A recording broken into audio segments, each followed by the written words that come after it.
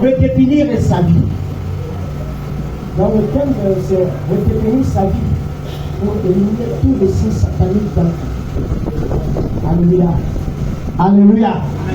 Alors tu te posais beaucoup de questions. Pourquoi ma vie ne marche pas? Pourquoi tel problème? Pourquoi telle situation? Et tu n'as pas eu de solution. C'est à cause d'une chose. Pourquoi Dieu ne te répond pas?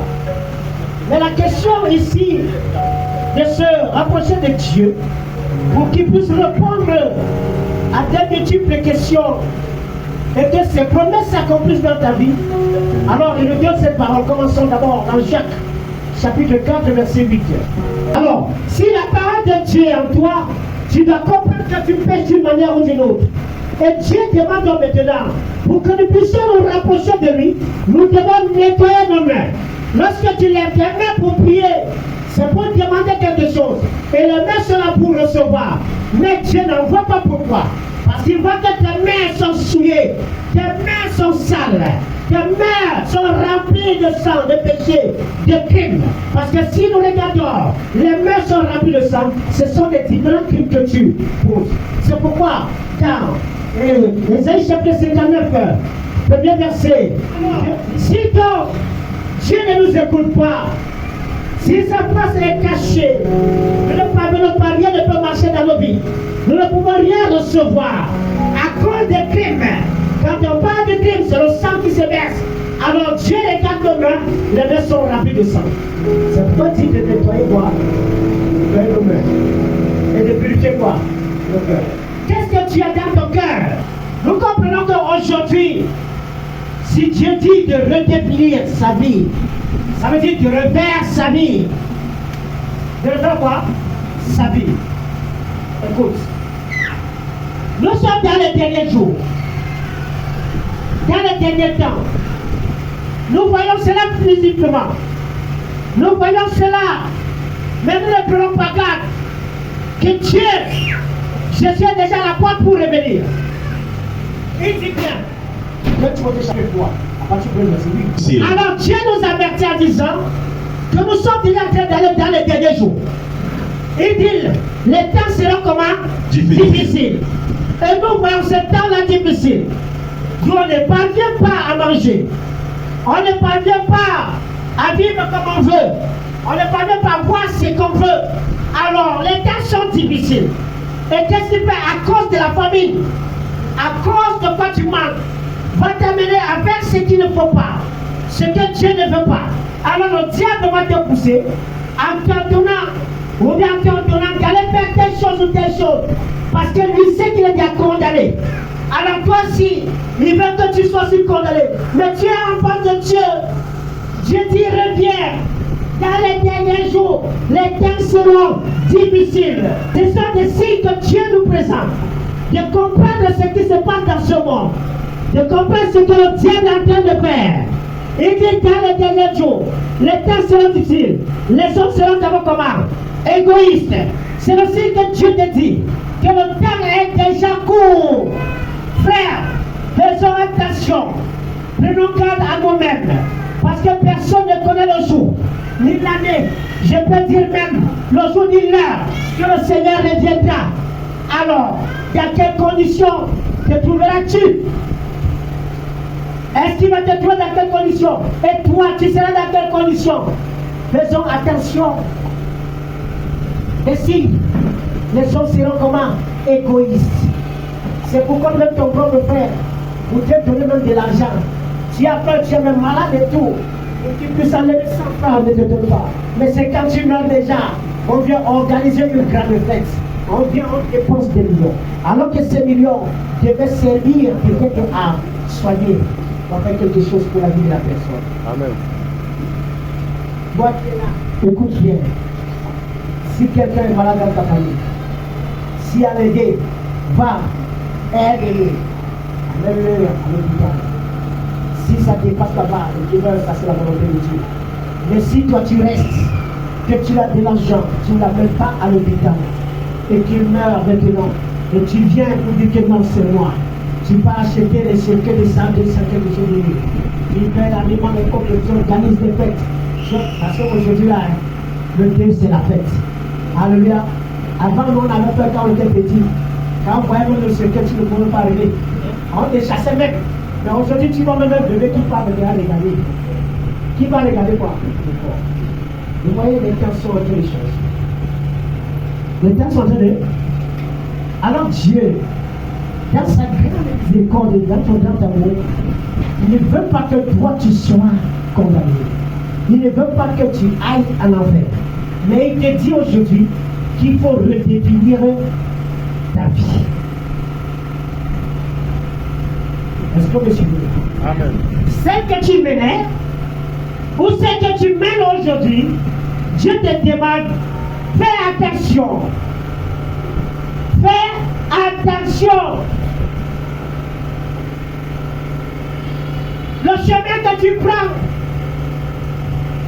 le chemin que tu as dessus, n'est pas le chemin que Dieu t'a donné, n'est pas le chemin que Dieu t'a montré. Alors, il veut que tu changes. Alors, de définir sa vie, c'est un changement de nature, c'est un changement de vie, c'est un changement de la manière de faire, du comportement. Comment tu te comportes dans le Seigneur, comment tu agis selon le Seigneur, comment tu marches dans le Seigneur. Alors regarde un peu, les temps sont déjà courts, les jours sont déjà proches. Dieu est à la porte, Jésus est à la porte pour venir. Frère, écoutez, papa, tu ne sauras même pas le monde-ci. Quand le monde va finir, personne ne saura. Quand Dieu va débuter ce monde, c'est après que Jésus viendra enlever le ciel pour amener au ciel. Alors, le monde va continuer à vivre. C'est pourquoi on parle du milieu d'hommes. Le diable va régner pendant 1000 ans. Tu vas chercher la mort, tu ne trouveras pas. Parce qu'il faut que tu aies la marque 666. Le signe du diable sur toi, sur le platoir ou sur le front. Alors, la Bible dit que ceux qui n'ont pas le son de Dieu sur le front, on doit les faire du mal. Le diable leur fait du mal. Alors, le signe sur toi doit être le Saint-Esprit, la marque, le son de Dieu. Et si tu ne l'as pas, frère, écoute bien, des choses terribles vont t'arriver. Des choses terribles vont te toucher. Pourquoi? Parce que ceci ne pourra pas te défendre puisque tu n'as pas. Mais c'est le signe du diable. Lorsque tu auras ceci, partout où tu vas passer, là où tu iras, ça va se faire signaler. Et les adeptes du diable sauront que ici, voici notre proie. Voici quoi? Hé, frère, et sœurs, pardon, faisons attention. Nous vivons actuellement dans un monde en plein changement. Ce qu'on voyait hier, ce n'est pas la même chose aujourd'hui. Il faut voir le discernement. Quand on était au lycée, on était encore. C'est pour voir la cuisse d'une fille. Tu ne pourras même pas voir. Parce qu'elle portait le jupon jusqu'au niveau des genoux. La jupe jusqu'au niveau des genoux.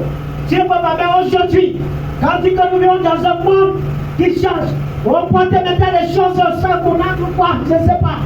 On porte les mini-jupes, les pantalons, on porte ses cuisses, on porte si c'est quoi, les demi là, on monte le ventre, ou quoi que ce soit. Et les garçons, on taille basse, on met nos talons, nos pantalons jusqu'à. Frère, ce sont des signes diaboliques, ce sont des signes sataniques. Parce que ceux qui portent les pantalons, on dit taille basse, c'était une façon de dire que ceux qui portent des choses abominables, que l'on couche par la fesse, on ne couche par la nuque, alors la nuque est ouverte et il n'a pas moyen peut-être de faire les seuls quoi que ce soit. Alors porte quoi? Les couches. Pour ne pas faire comprendre et faire connaître aux gens que ce sont les couches qu'on porte. Alors on baisse ton pantalon pour dire que c'est gros. Alors on marche avec. Le diable monte ici. Et toi tu prends. Tu imites aussi, tu portes. Tu te dis que non, je dois s'y faire. Mais c'est très dangereux. Le diable te tient. Nous devons chercher à reconstruire, à rebâtir. C'est pourquoi redéfinir, c'est rebâtir sa vie. Amen. Je suis en train d'aller pour que tu comprennes ce que Dieu demande. Parfois, nous marchons, on ne sait pas. On se dit que non, nous sommes un peu dit que je suis belle, je suis beau. Tu es bien. Je n'ai qu'une masse de poussière. Que demeure. Moi, l'instant, Dieu dit, il a laissement le souffle. Même tu tombes là comme quoi. Tu ne sauras même pas si tu as une douleur ou quoi. Tu connais même la tête, tu ne sauras même pas. On te porte, on te jette comme si c'était un sang de macabre. On te donne même dans la terre. Frère, tu es là. Ta vie alors, ta vie éternelle, elle sera où? En enfer. Ou bien au paradis. Alors c'est chacun de nous qui doit se préparer dès maintenant. Quand tu écoutes le message que Dieu envoie, frère, c'est pour nous avertir. C'est pour nous donner des instructions. C'est pour nous donner des avertissements comment nous devions faire. Parce que le temps est déjà proche. Le temps est court. Faisons attention. Faisons quoi? Attention. Alors, nous devons reconstruire notre vie dans une nouvelle conscience. Quelle est la conscience de Dieu? Dans Romains chapitre 12, au verset 1er, écoute bien, avant de continuer, redéfinir sa vie. Si tu veux redéfinir ta vie, ça prouve que tu es vivant. Alors si tu ne veux pas le faire, sache que tu es comment? Mort. Je ne sais pas si tu le comprends. Si tu cherches à redéfinir, à refaire ta vie, selon le Seigneur, ça prouve que tu es, parce que Jésus est comment il est. Alors si toi tu veux continuer à vivre comme tu es vécu avant, alors là tu es comment? Mort. Amen. Il dit offre ton corps à sacrifice. Alors offrir son corps à sacrifice, c'est une manière de se priver de beaucoup de choses. Alléluia. De se priver des choses du monde.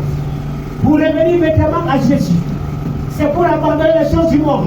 La Bible dit que l'amour du monde est ennemi de Dieu. Celui qui aime le monde se fait ennemi de Dieu. Alors si toi tu te fais ennemi de Dieu, dis-moi, qui est ton ami? Et le diable peut te donner quoi? Comment tu rends un culte à Dieu? Est-ce que le culte que tu rends à Dieu est raisonnable? Eh frère, est-ce que donne-toi de l'importance?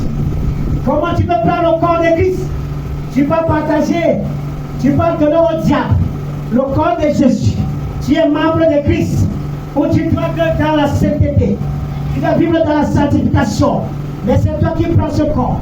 Tu vas livrer à Satan. Frère, dis-moi, le gars de Dieu sera content? Non, non, il ne t'a pas choisi pour rien.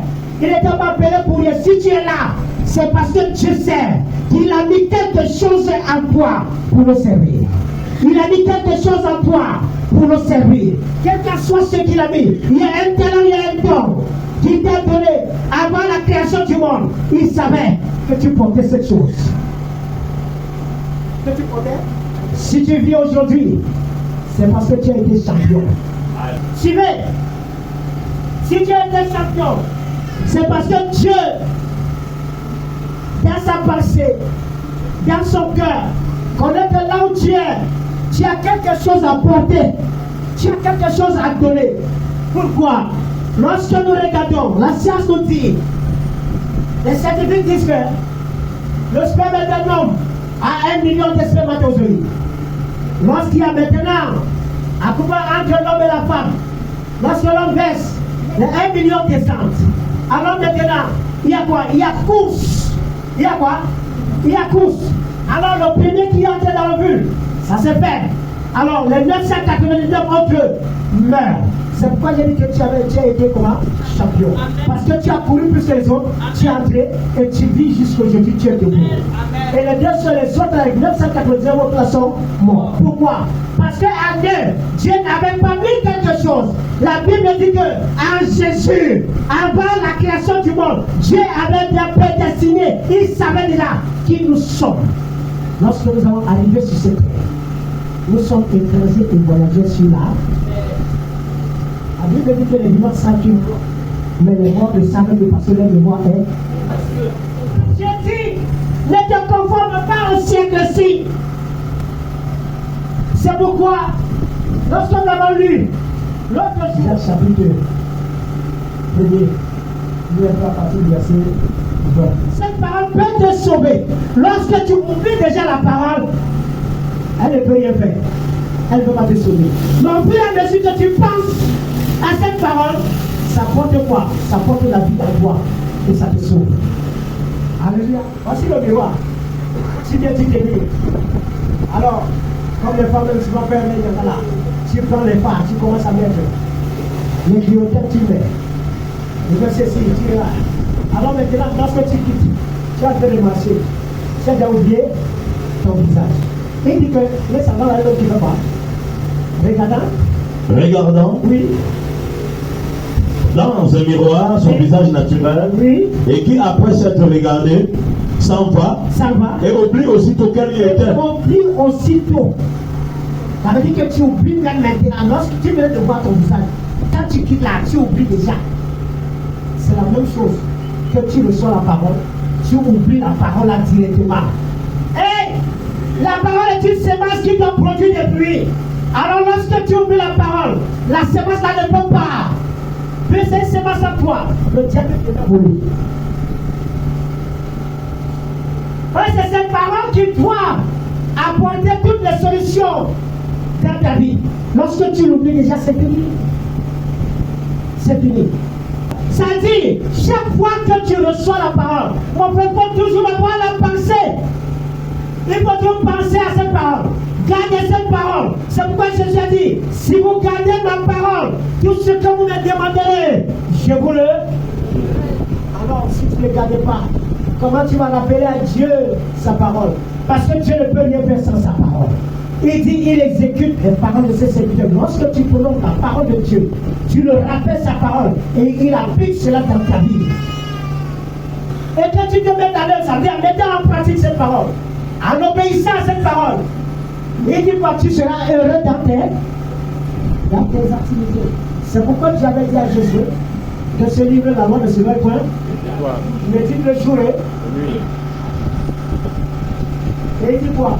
Et tu le jouer lui. Et tu dois agir selon tout ce qui est écrit. C'est alors que tu auras du succès et c'est alors que tu réussiras. Alléluia. Alors la parole de Dieu, c'est elle qui produit des choses dans nos vies. Dans nos douches. Oui. Dieu dit ne te conforme pas à ce siècle-ci. Qu'est-ce qui se passe dans ce siècle? Il y a quoi qui se passe dans ce siècle? C'est que nous voyons dans le monde. Alors ce sont ces choses-là que Dieu ne veut pas. Tu es son enfant. Tu es la prunelle de son œil. Tu es son choix. Et il a compassion de toi. Il est jaloux. Lorsqu'il te voit faire des choses, il sait que tu es son peuple. Il sait que tu es son enfant. Il sait que tu es son héritage. Mais comment tu peux faire des choses pour être éloigné de lui? Arrêtez de ne te conformer pas au siècle présent. Dieu dit ici, pour redéfinir ta vie, cherche avec quoi? À transformer ton intelligence. Alléluia. Amen. Alors, lorsqu'on parle de l'intelligence, Job 28, verset 28, disons. Alors Dieu te dit, transforme ton intelligence, ça veut dire quoi? Si tu ne t'éloignais pas du mal, transforme-toi maintenant pour t'éloigner du mal. Amen. Amen. Alléluia. Oui, tu vas transformer par votre intelligence. Alléluia. Amen. Amen. Oui. Alors, ici, redéfinir sa vie, c'est aussi ce quoi? C'est de transformer son intelligence. Ça veut dire que si tu n'avais pas la crainte de Dieu, il faut avoir la crainte de Dieu aujourd'hui. Si tu n'étais pas éloigné du mal, éloigne-toi maintenant du mal. Pour revenir à Christ. Alors, la Bible nous dit qu'il faut aussi chercher quelle est la conscience que tu as. Le début, c'est reconstruire sa vie dans une nouvelle conscience. Dans une nouvelle quoi? Conscience. Actes chapitre 2, verset 18. Le rôle d'un époux, d'un mari, c'est de quoi? Vous pouvez sonner. Alors écoute bien, nous sommes l'épouse de Christ. Alléluia. Alors lorsque, ici les Français vont poser la question, pourquoi Tes disciples ne jeûnent pas. Jésus m'a dit, mais je suis là, je prends soin d'eux. Comment ils vont jeûner? En jeûne pour faire quoi? En jeûne pour faire quoi? Vous l'appelez quoi?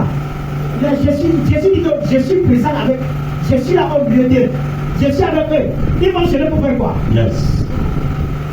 Je ne sais pas si tu me comprends. Amen. Je t'explique bien. Jésus dit que je suis là avec eux, je marche avec eux, je suis au milieu d'eux. Ils vont jeûner pour faire. Plus que moi, je prends soin d'eux. C'est ceux qui n'ont pas quelqu'un qui prend soin qui vont jeûner pour appeler la présence d'une personne. Amen. C'est pour te dire, le jeûne que tu fais, parce que tu ne reçois pas, parce que tu ne veux pas, c'est parce que Dieu n'est pas avec toi. Jésus n'est pas avec toi, c'est pourquoi tu jeûnes. Alors si Dieu est avec toi, tu ne peux pas jeûner. Et la part même des jeûnes, ce n'est pas le vrai jeûne que Dieu demande. Je ne sais pas si tu le fais comprendre. Amen. Hein? La part que tu jeûnes là, ce n'est pas le vrai jeûne. Si tu lis Esaïe 58, tu vas comprendre le vrai jeûne. Amen. Tu as dit là, tu dis que tu jeûnes. Mais dans ton cœur, tu as la haine. Dans ton cœur, tu as la colère. Dans ton cœur, tu vois même quelqu'un qui a faim. On t'a donné peut-être, tu dis que non, j'ai gardé ça pour le soir. Je vais casser le soir pour manger. Alors Dieu dit, ne garde pas, mon frère jeune, il va prendre l'image. Mais quand tu gardes, non, je vais casser le soir. Tu vois, mais on t'a accordé, mon frère, moi-même, ça m'est arrivé. Que je fais un jeu comme ça là, de 7 jours. Je vois, on m'apporte un peu bien chargé. Quelqu'un qui a avec moi, moi, je dis que non, je vais casser le soir. Le Seigneur m'avait repris. M'a renvoyé. Là, la nuit, je rêve. Il me dit au passage, Esaïe 58. Quand je parle, je relis ce matin. Ça m'a touché. Alléluia. Il dit de ta substance à celui qui a besoin. Donc tu ne dois pas jeûner. Tu dis que non, je vais manger. Tu vois, tu as la nourriture là. Quelqu'un te dit, refuse de donner la nourriture. Je vais jeûner le soir, je vais casser la main. Frère, ce n'est pas le jeûne. Alors tu dois comprendre que Jésus n'est pas avec toi. Alors si le mari est là, tu ne peux pas jeûner. Le mari serait quoi? On besoin de. Ça veut dire qu'il prend soin. Il lui donne tout ce qu'il veut. Alléluia. Mais si toi aujourd'hui, tu cherches, et je demande, je n'ai pas tes choses, je n'ai pas ceci. Il y a un problème entre toi et ton Dieu. Donc cherche à arranger ce problème. C'est pourquoi il a dit qu'il faut redéfinir sa vie. Redéfinis ta vie, refais ta vie avec Jésus, reconstruis ta vie avec Christ. Ce que tu faisais avant, tu n'étais pas avec Christ, c'est pourquoi tu n'as rien. Les problèmes continuent toujours. Alors il dit, les poids là, comment ils vont dire? Fais-moi la réponse de Jésus là. Jésus leur répondit, oui. Les amis de l'époux peuvent-ils jeûner? Les amis de l'époux peuvent-ils jeûner? Pendant que l'époux est avec eux. Pendant que l'époux est avec eux. Aussi longtemps qu'ils ont avec eux, l'époux, oui. Ils ne peuvent jeûner. Ils ne peuvent jeûner. Quand l'époux est là, depuis, même s'ils sont comme ça, ils ne peuvent pas jeûner. Ils ont besoin de quoi? Quand ils ont besoin, on leur donne. Quand ils ont besoin, Jésus leur donne. Mais il faut encore jeûner. Tu vas jeûner. Si tu as tout, tu vas jeûner. Non, tu vas pas. Tu as tout là, tu vas jeûner. Hein? Tu jeûnes pourquoi? Parce que tu as le besoin. Tu as le besoin pourquoi? Regarde ta relation avec Christ. Regardez vraiment ta relation avec Jésus. Quand il n'y a pas, c'est ça. Est-ce que tu es dans la présence de Dieu? Est-ce que tu es avec le Seigneur? C'est pour dire pour refaire ta vie. Reviens ma vie. Je sais pas si je me fais comprendre. Parce que les temps sont déjà en train d'aller. Les temps sont déjà difficiles. C'est pourquoi tu peux être là. Le temps est difficile. Tu cherches à manger ce moment. Mais celui qui avait le Seigneur, même s'il passe une journée, avec peut-être quelqu'un qui est là, je vais lui dire. Amen. Je ne vais pas le dire. Écoute, là, le moment où tu peux faire ce jeu, ce n'est pas que c'est un jeu prosper. Ce n'est pas que c'est le Dieu parfois peut te laisser le passer toute une journée. Parce que lui sait pourquoi il te laisse passer une journée. Alléluia. Amen. Il est là dans la soirée qui te donne à manger. Donc il dit, si on mange, c'est pour le Seigneur que nous mangeons. Si nous ne mangeons pas, c'est toujours pour le Seigneur. Mais le point là, tu peux jeûner. Tu es avec Christ, tu gênes? Non. Va regarder la nation. Oui. Continuons. Les jours viendront où l'époux leur sera enlevé. Alors, ils gêneront en ce jour-là. Comme il ne sera plus là présent, alors ils vont gêner pour chercher quoi? En sorte qu'ils soient là. Oui. Personne ne court une pièce de drap neuf à un vieil habit. Regarde, comment tu peux prendre ta nouvelle vie pour si tu as encore la nouvelle vie, tu remets dans la scène vie. Ça peut donner? Non, dis-toi. Ça peut donner. C'est pourquoi que le lui soit, que le non soit, c'est qui vient là? Vient de qui? Du malin. Ça veut dire que si toi tu prends ta nouvelle vie pour ajouter dans la scène vie, ce n'est pas de Dieu, c'est du malin. Ça dit, tu as un pied, tu fais ce qui est du monde et tu viens encore faire ce qui est de. Ça ne donne pas. Donc tu sers maman, ou tu sers. Alors, il dit, si tu aimes, tu dois haïr l'un et aimer pas les deux. Puis encore, un vieux corps. Comment le Saint-Esprit peut venir habiter dans un vieux corps? Amen. Le Saint-Esprit doit habiter dans un nouveau corps. C'est pourquoi on parle de la nouvelle naissance. Alors lorsque tu vis selon le monde, regarde bien ta nouvelle naissance. Parce que ta nouvelle naissance vient pas à la qualité bien faite. Quand elle est bien faite, les choses du monde ne seront pas ton partage. Ce sont les choses d'en haut. C'est pourquoi dans Colossiens, il dit affectionnons-nous aux choses d'en haut et non celles qui sont sur la terre. Amen. Amen. Alléluia. Alors, la Bible dit, celui qui aime le monde, celui qui veut vivre selon la chair, ne sera plaire à Dieu. Alors, si tu ne plais pas Dieu, tu auras quoi faire? Rien. Dans le vin doit être dans un nouveau corps. Ce n'est pas dans le vieux corps. Ça dit le vieux corps, c'est le corps du péché. Est-ce que le Saint-Esprit peut venir habiter là où il y a le péché? Non. Non. Il faut enlever le péché afin que le Saint-Esprit. C'est pourquoi j'ai commencé à parler de quoi? Ésaïe chapitre 4, verset 8. De nettoyer nos mains et de purifier quoi? Nos cœurs. Des idoles. De ce qui se trouve dans nos cœurs. Quand tu es dans la présence de Dieu, personne ne peut venir t'interdire de manger. Amen. Alléluia. Amen. Ici, il faut dire que le sabbat, il ne fallait pas arracher les épées. Les gars ont faim. Ils ont quoi? Ils étaient avec le mec, ils étaient avec Jésus. Ils arrachaient, ils mangeaient. Mais les gens m'ont dit, pourquoi ils font ça? Jésus leur dit, vous n'avez pas lu. Vous, pharisiens, chacun sabbat, chacun samedi, vous prenez, on vous donne la Torah, vous lisez, vous finissez. Chaque jour vous lisez, chaque sabbat vous lisez. Donc vous n'avez pas lu ce que David avait fait. Alors écoutez, moi Jésus, c'est moi qui suis le maître du sabbat. Amen. Donc quand je suis là, il n'y a pas question de interdire les gens. C'est Jésus qui est le maître du sabbat. Amen. Donc c'est Jésus, le sabbat, c'est le repos. Ça veut dire quoi? Si tu as un point de vue, peut-être une situation, si tu as un problème, viens remettre cela à Jésus de repos. Il a dit, venez savoir vous qui êtes fatigués et je vous donnerai quoi? Le sabbat, c'est Jésus. Il a dit, c'est lui qui est le maître du sabbat. Alors si vous voulez interdire, allez faire ça là-bas. Là où moi je suis, les disciples vont manger.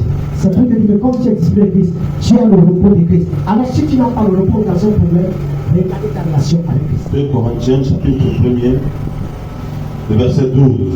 Alors lorsque tu dis oui à Jésus, tu acceptes, tu as dit oui, j'accepte le Seigneur Jésus comme mon Seigneur et Sauveur personnel. Oui, je vais marcher comme il veut. Oui, je vais. Après que tu vas ajouter le nom. C'est à lui, le lui. Alléluia. Amen. Amen. Amen veut dire ainsi. Alors, c'est à lui, le lui et l'amen. On n'a pas dit le nom. Tu as accepté Jésus, tu as dit Amen. Tu reçois Jésus comme ton Sauveur personnel. Amen. Tu l'as accepté. Et toi maintenant tu lui as ajouté le nom. Frère, Dieu dit donc, pour le définir ta vie, il faut chercher avec quoi? Transformer ton conscience. La conscience que tu avais, c'est cette conscience-là que tu dois changer. D'abord, le définir, c'est changement de comportement, de conscience. changement. On est venu mener la sainte vie, mais le travail de une nouvelle vie en Christ. À qui? Amen. Alors quand on parle changer, on dit redéfinir, ça c'est quoi? C'est recommencer à donner un sens plus profond et authentique dans ton quotidien. Un sens comment? Un sens comment? Authentique et comment? Et profond. Donc tu dois changer quotidiennement le sens de ta vie. Alors lorsque tu regardes ta vie, tu vois que les choses ne marchent pas. Tu as commencé à marcher, c'est ça le fait. Change. Prends un peu la vie de Christ. Vois aussi si ça ne va pas donner. Amen. Amen. Alléluia. Amen. Les amis sont finis. Amen. Tu dors. Ne dors pas, c'est très important. Alors nous devons compter les regards sur Jésus.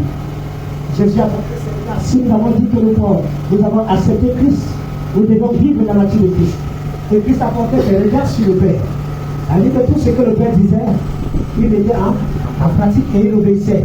Et qu'est-ce qui se passait? Il réussissait tous les jours. Pour réussir, en pratique, porter les regards sur Christ. Amen. Alléluia. Alors, dans Philippiens chapitre 3, verset 1 à 14, la mauvaise compagnie corrompt, quand tu aimes la compagnie là, c'est mon ami, hein? Ton ami parle, tu ne lui parles même pas de Christ.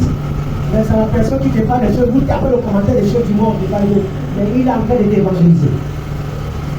L'évangéliste selon Dieu, selon le diable, et non selon Dieu. Au lieu de ramener la personne dans le Seigneur, donc on fait, comme tu vois là, on était comme ça là dans une boîte. On prenait une, on levait le coude. Et tu vois, la cousine, ou bien ma voisine là, tu as vu comment sa mari, ses amis. Toi, si tu entres là, tu entres là, regarde, elle a la personne en train de t'amener sans le savoir. Les fous circoncis, et les chiens, je dis, ils ne l'aiment pas. On invite, alors on boîte de nuit, frère. Tu entends bien, on dit boîte de nuit, boîte de nuit. Donc ça veut dire qu'on te met dans une boîte. La nuit symbolise quoi? Les ténèbres symbolisent qui? Le diable, c'est le démon. Quand on te met dans la boîte des ténèbres, la boîte des démons, on t'enferme. Et tu parles. J'étais en boîte de nuit. Quand j'avais compris ça, j'ai commencé à prier. Depuis devant là où j'étais caché dans une boîte, dans une bouteille. Peut-être ton esprit, peut-être ton malade, quand tu seras caché là, tu ne sais pas.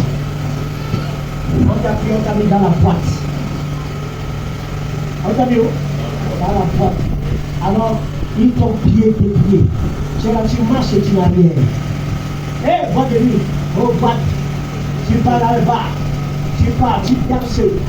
Jusqu'à ce que la sueur coule. Tu sors le matin, tu es pendant 22h. Tu rentres là-bas 8h, tu dis que non, j'ai un jokaï. J'ai un danseur. Je dis qu'on doit nous réunir dans le Seigneur. Alors quand on a même la louange ici, là, pour que quelqu'un casse, on se comporte devant Dieu. Hey, David a compris. David a dansé devant son Dieu parce qu'il a reconnu qu'il n'était rien devant Dieu. Il a dit qu'il est poussière. Est-ce que tu sais pourquoi tu es là? Tu me connais que là Dieu t'a ramassé? Hein? Mais Dieu peut te rappeler cela. Il a révélé à David, non? Que toi, tu étais en bouche derrière le feu, je suis parti te prendre. Pour t'amener où? Pour que tu sois. Dis-moi, tu rentres Dieu quand? Avec l'esprit, tu rentres.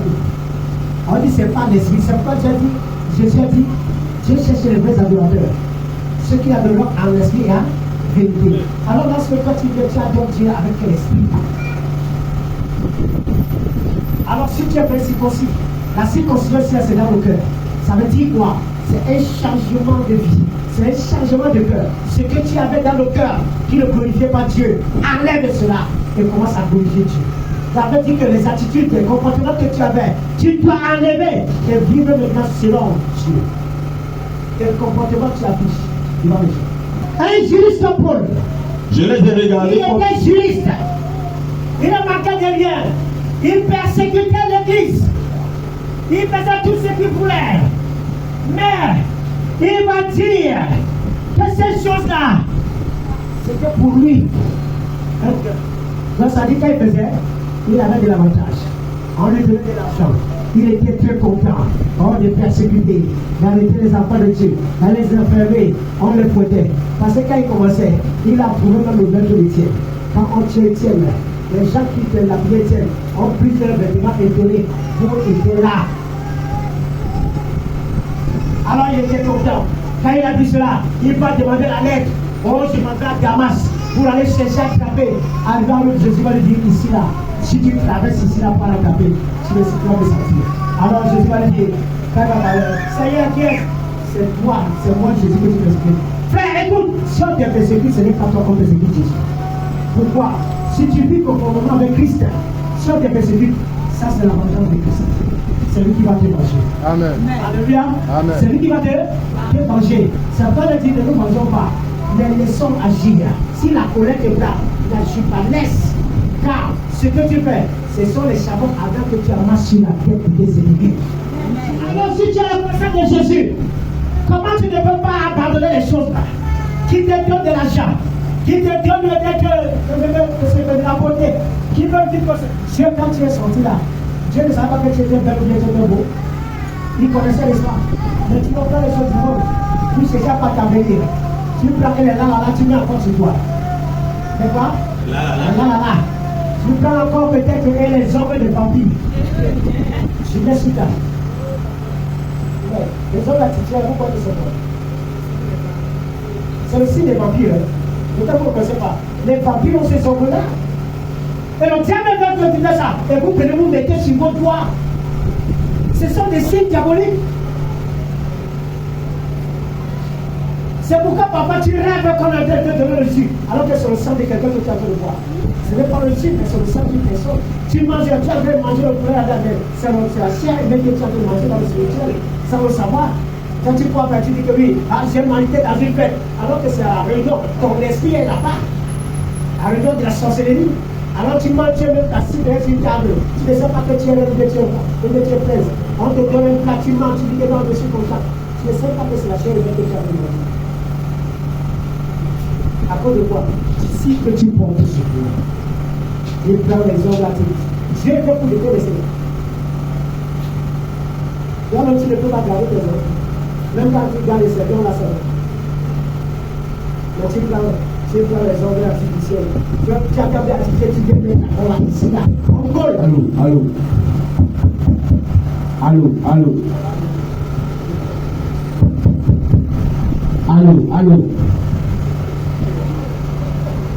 Qui fait ça là-bas? Tu prends les hommes artificiels, tu vois un peu, parce que tu vois le monde. Dieu n'était pas pour te détester. Tu prends les délégués. Voilà. Comment on appelle si c'est beau, tu portes. Je ne sais pas que tu as fait bâtiment des sites de monde.